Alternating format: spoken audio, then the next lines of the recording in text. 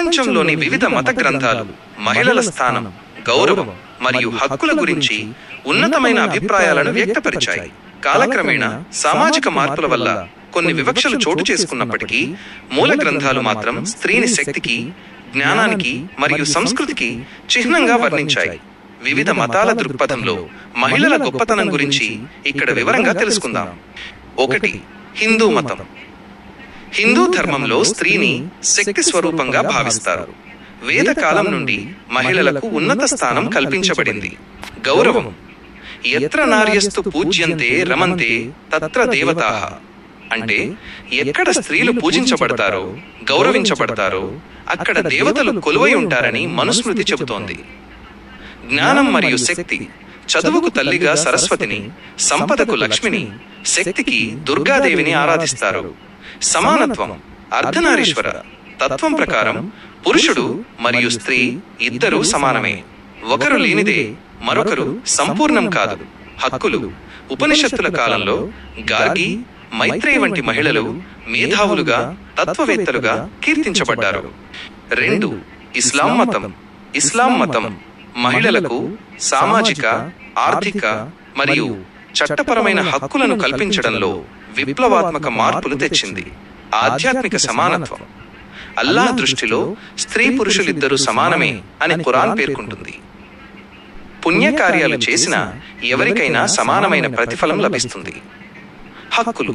స్త్రీలకు ఆస్తి హక్కు, వివాహ సమయంలో మెహర్, కన్యాశుల్కం పొందే హక్కు మరియు విద్యా హక్కు కల్పించబడ్డాయి. మాతృత్వం. తల్లి పాదాల చెంత స్వర్గం ఉంటుంది అని ప్రవక్త ముహమ్మద్ పేర్కొన్నారు. ఇది సమాజంలో తల్లికిచ్చే అత్యున్నత గౌరవాన్ని సూచిస్తుంది. స్వేచ్ఛ.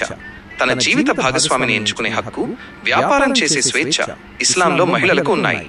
ఉదాహరణకు ప్రవక్త భార్య ఖదీజా గొప్ప వ్యాపారవేత్త. 3. క్రైస్తవ మతం.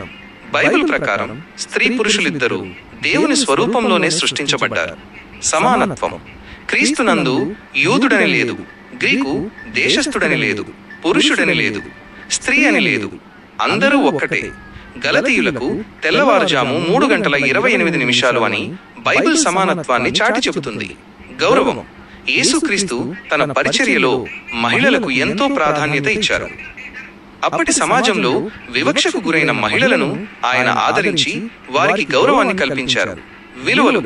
కుటుంబ వ్యవస్థలో భార్యను తన సొంత శరీరంలా ప్రేమించాలని భర్తకు బైబిల్ బోధిస్తుంది. 4. బౌద్ధ మతం.